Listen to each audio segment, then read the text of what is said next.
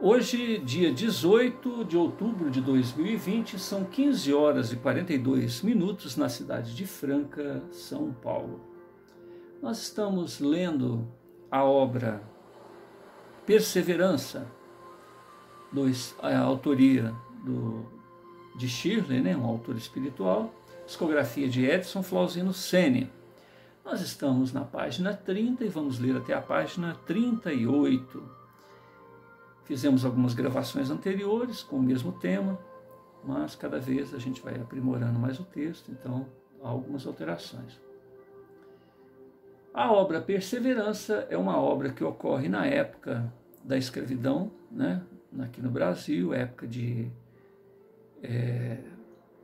onde a mão de obra dos negros e a mão de obra dos brancos de pequenos posses materiais eram utilizadas. E essas pessoas que tinham grandes extensões de terras, E uma dessas famílias, a família de Manuel Mansol, Dona Felina e os filhos Sarvim, Giuseppe e Diná. E a trama se desenvolve em torno dessa família, onde um indivíduo chamado Giuseppe Restart, um médium, que possuía uma série de problemas no exercício dessa mediunidade. Ele desmaiava, sofria ataques epiléticos, tinha catalepsia, o coração dele parava, ficava negro, a pele dele ficava negra. Enfim, ele era um defunto, vamos dizer assim, durante esse processo. Então, ao mesmo tempo que era uma situação difícil de se ver, era uma vergonha para a família, uma família muito rica, muito conhecida, e muito assim, poderosa, nos meios em que ela estava, e era a vergonha da família. E as pessoas preferiam vê-lo morto ou num sanatório do que tê-lo ali na intimidade da família. Então, se vocês quiserem ver as primeiras partes, basta escrever Giuseppe Restart ou Perseverança, Perseverança, bloco 1, bloco 2, bloco 3. Então, aqui no caso, nós estamos na folha 30, que corresponde a gravações anteriores no bloco 8 aproximadamente, até o bloco 10, 12, por aí. Então nós vamos relendo e vamos fazendo outras versões do mesmo texto. Aqui é um momento onde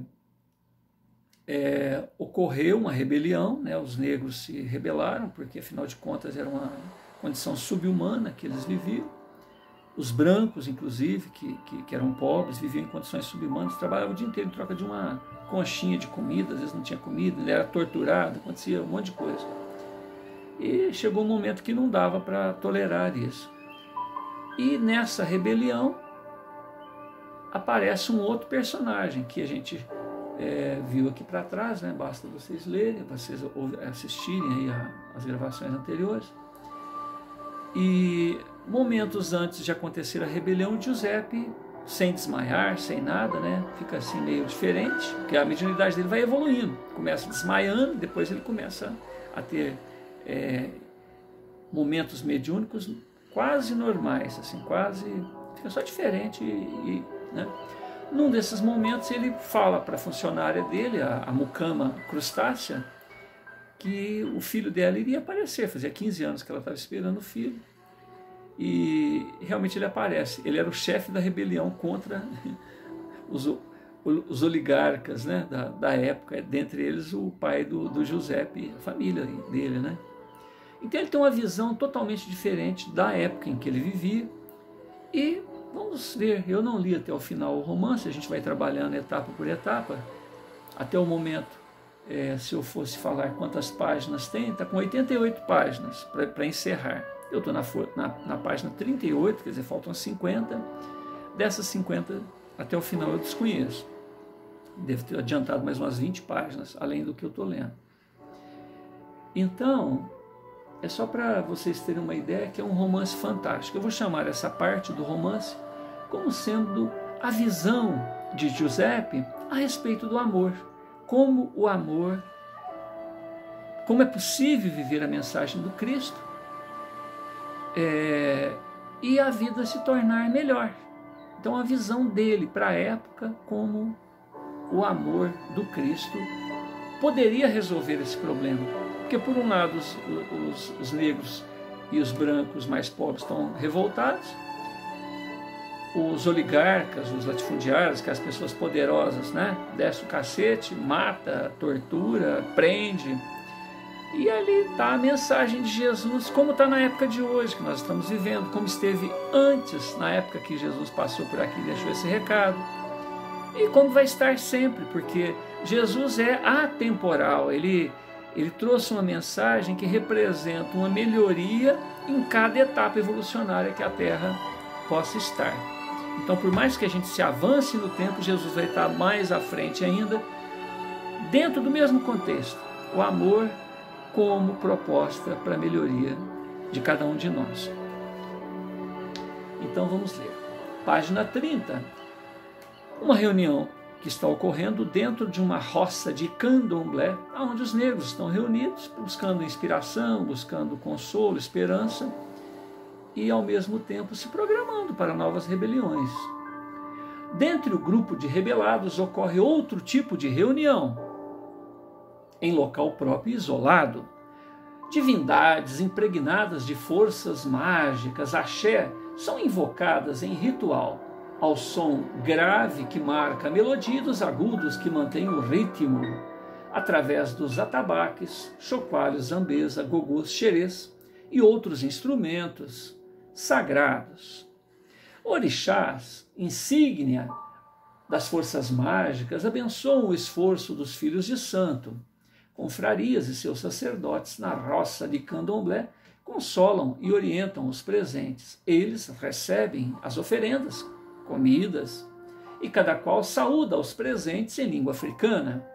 Ali se busca esperanças e orientação para superar as injustiças dos homens que detêm as oportunidades, o poder e os privilégios humanos, ou privilégios do humano direito.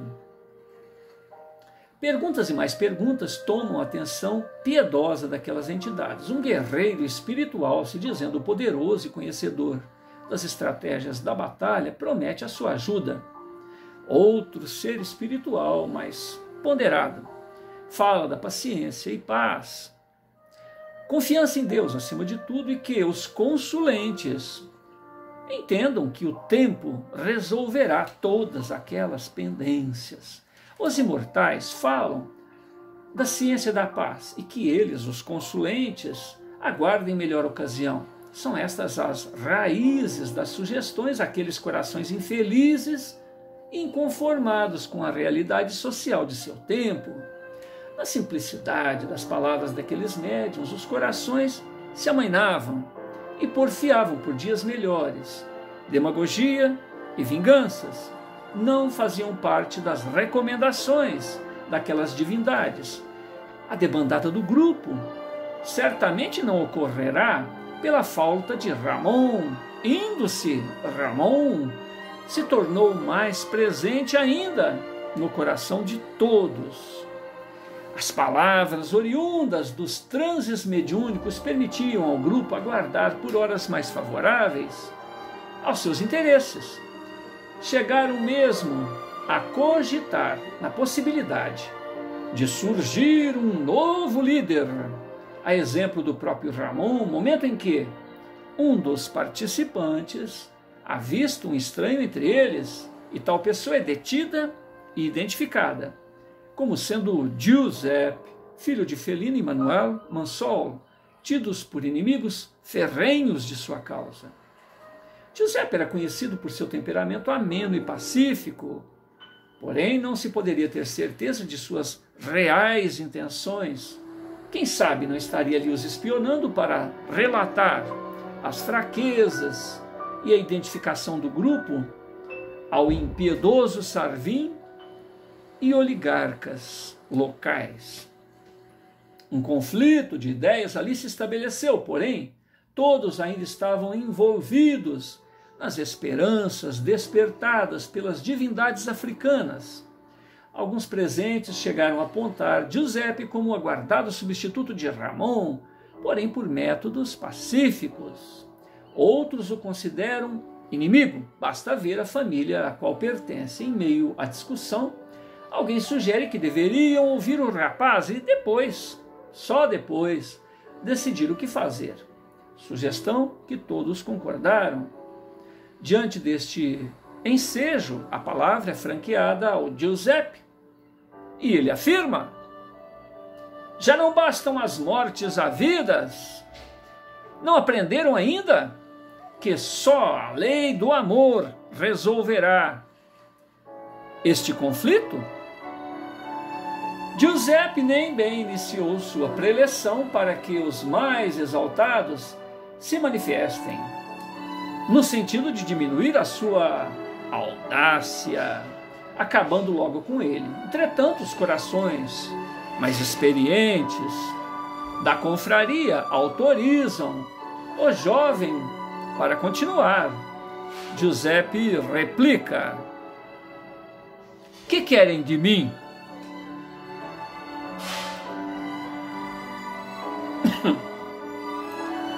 O olhar é o espelho da alma, e cada qual dos presentes mostrava sua própria natureza: rancor, frieza, ansiedade, inquietude, perplexidade, carência, esperança.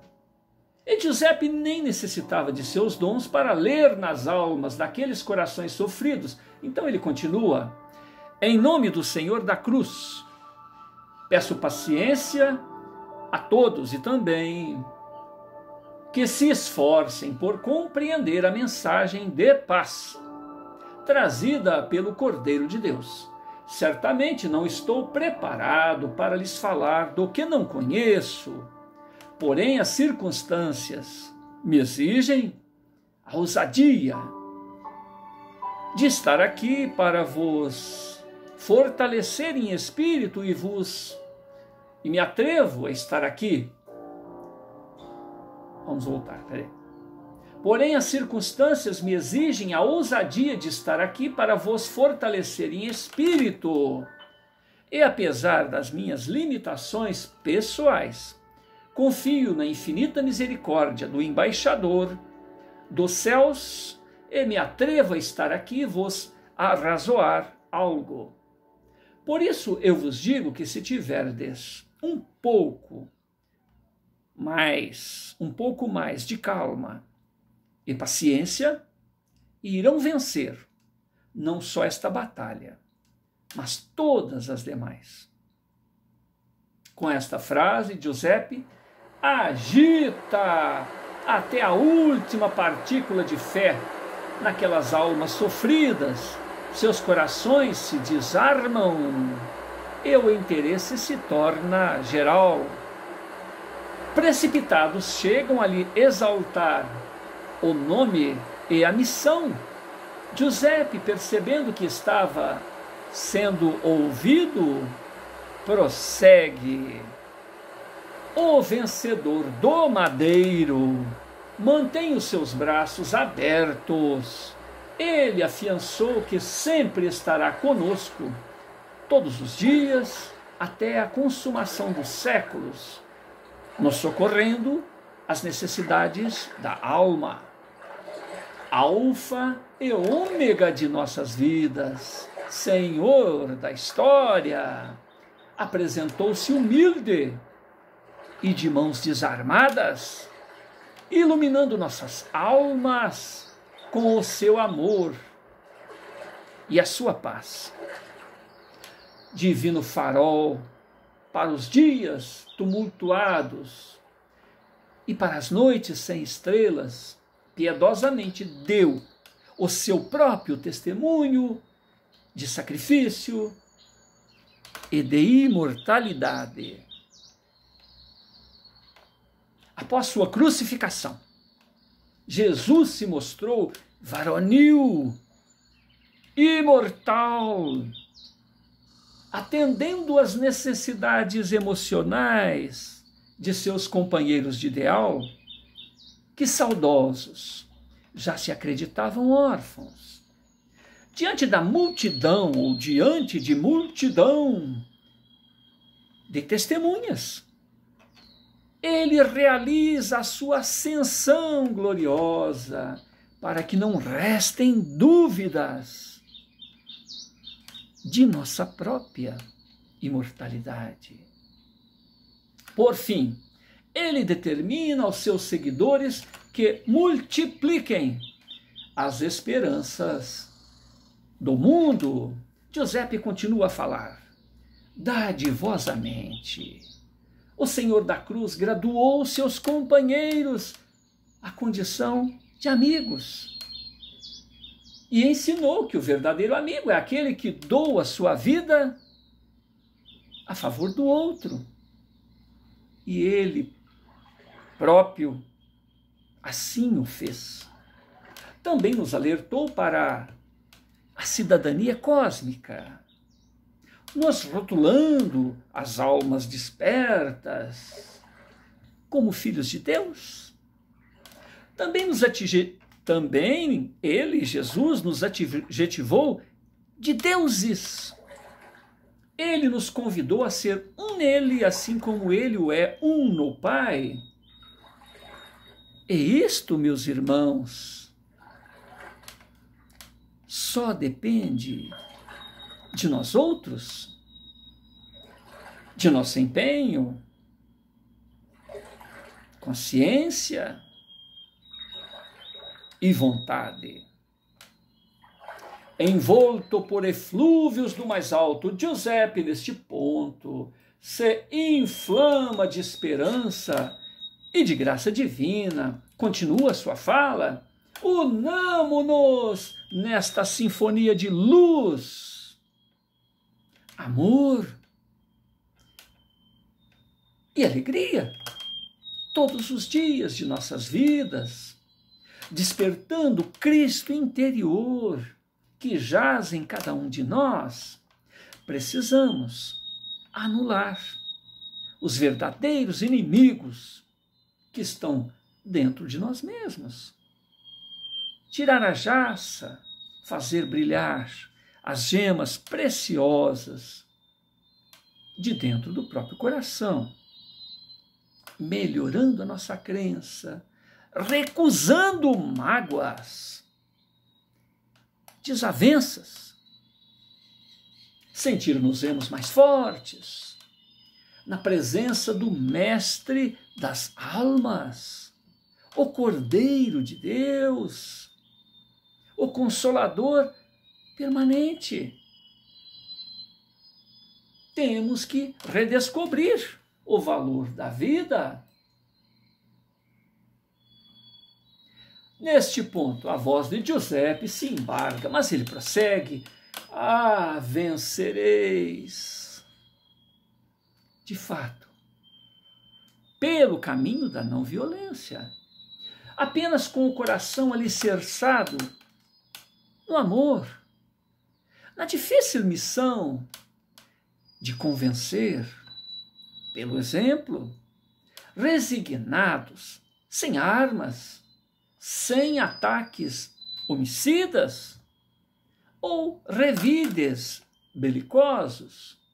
O perdão é a taça da vitória, daquele que continua a viver em paz e convivendo paz consigo mesmo e convivendo com aqueles outros que certamente terão que se acertar com a vera justiça do Supremo Autor da vida. Todos estão extasiados com a clareza e unção de Giuseppe, que mantém a sua fala: não há como vencer sem pensar, sentir e vivenciar o amor incondicional, desanuviado da pressa, ilusões, fantasias imediatistas. Vocês estão procurando um herói que ocupe a lacuna de Ramon? Em verdade vos digo que esse herói já chegou e sempre esteve entre nós, cuja água viva e pão da vida saciam, e nunca mais se terá sede ou fome. Sua paz não é como a paz do mundo, que a dá e depois a tira, mas a paz do autor da vida, que ninguém a pode subtrair ou confundir. As ilusões seculares atraem e depois traem. Servir ao embaixador da luz é servir a toda a humanidade. O mundo que não pensa o mal não existe. Céu ou inferno na terra começa em nossos corações. Optamos às vezes pelo inferno, mantendo o amor distante de nossas decisões. Tudo que nos é dado experimentar enquanto no chão da terra é parte de um caminho a construir o homem novo, atento aos desígnios do Criador. Embevecido de estro, a fluir do mais alto, Giuseppe prossegue. Todos somos viajores da imortalidade, com destino à estrada da perfeição. Devido às escolhas pessoais, por vezes, nos afastamos de corações amados, assumindo empreitadas que temporariamente nos distanciam. Mas não há ausência para aqueles que legitimamente se amam, deixando a estância física, este teatro em que estamos mergulhados tantas vezes. Mas não há interrupção da vida, vocês bem o sabem, e comprovam neste intercâmbio frequente que entretém com o além. A vida, portanto, não se interrompe. Entre partidas e chegadas, ganhamos mais experiência, autocontrole, autodomínio, consciência de nós mesmos, deixando na sepultura aquilo que não se é, mas acumulando cada vez mais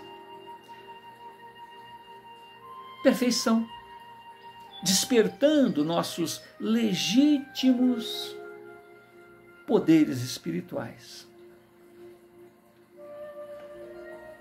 Nosso Cristo fez este orbe em que estagiamos, o planeta Terra, e nos tutela desde então. Ele nos chamou de deuses e afirma que, se o quisermos, podemos fazer até mais do que ele o fez. Então, imaginem a nossa destinação. O tempo se congelou dentro daquela roça de candomblé. Até as necessidades fisiológicas de todos parecem ter sido eliminadas. Ninguém se cansava de ouvir os longos apontamentos daquele simpático e honesto rapaz. De uma estadia a outra, nos tornamos cada vez mais brilhantes, quais diamantes lapidados, deixando na sepultura aquilo que não se é. O Senhor de nossas vidas espera pela boa vontade e braços de cada um para responder com a paz, orientação e esperança aos que os cerquem,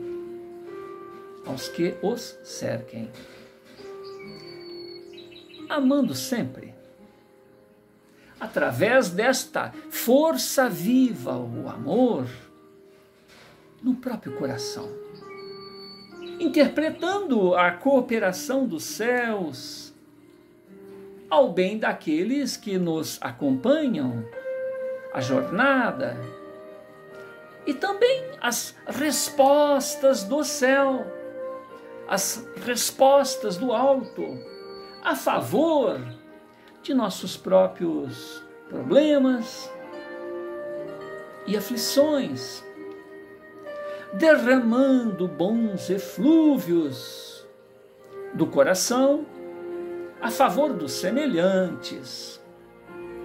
Encontraremos ou estaremos na posse da verdadeira alegria. Somos todos carentes da atenção alheia. O Consolador Divino veio para nos trazer esperanças, entusiasmo e revelar todas as coisas ao preço de seu exemplo pessoal. Ocasião em que foi diminuído, açoitado, crucificado. Ele tolerou que nós o ultrajássemos e concluiu o seu holocausto pedindo ao Pai que nos abençoe e que perdoe os crimes provenientes de nossa ignorância. Tudo isto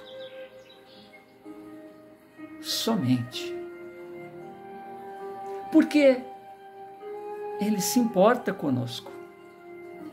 Ele, Jesus, nos quer bem e aguarda o nosso crescimento espiritual até a consumação dos séculos.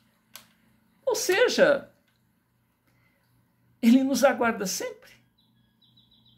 Ele ainda afirmou que nenhuma das ovelhas que o Pai lhe confiou se perderia. Tanto amor em seu coração augusto. E Ele nos pede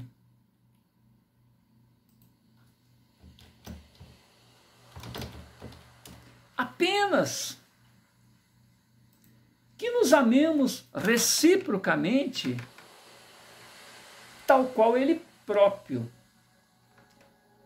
nos amou. Diz aos seus seguidores que serão conhecidos por muitos se amarem.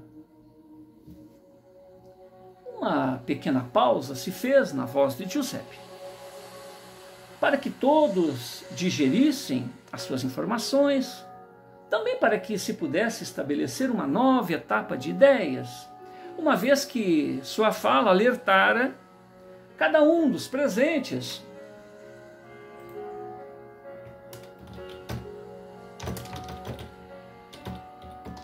para, com a sua própria responsabilidade de viver. Mas agora ele se dirige aos que buscam a liderança do grupo ou da coletividade. o amor.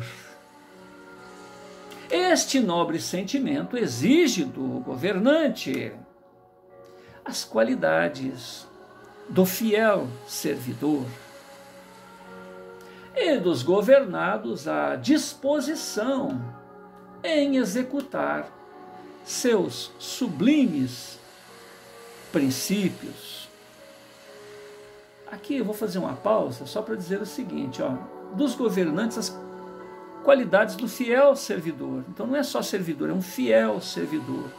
E dos governados, que supõe-se que o governante tenha mais recursos do que os governados, simplesmente a disposição em executar seus sublimes princípios, ou seja, os princípios do amar, do amor, né? O amor é a mais elevada fórmula político-administrativa a orientar os povos em todos os tempos da terra ou do mais além. Sublime conexão, o amor entre seres e as coisas da vida. O amor é a filosofia perenes, é a lex aeterna, é a lex naturalis, concepção divina a inspirar as realidades temporais e aos governos humanos. Em verdade vos digo que o líder que vocês aguardam é nosso Salvador, Jesus, a encarnação do amor, o protótipo de homem do bem, que venceu o mundo, a rocha dos séculos, a pedra de esquina, a nos oferecer o modelo de construções permanentes. Amou-nos Jesus incondicionalmente, perdoou-nos pela sua crucificação, flagelação, e nos conclama somente a vencer as próprias iniquidades, nos amando uns aos outros. A questão é escolher. Será que sabemos amar? Pelo menos a nós mesmos.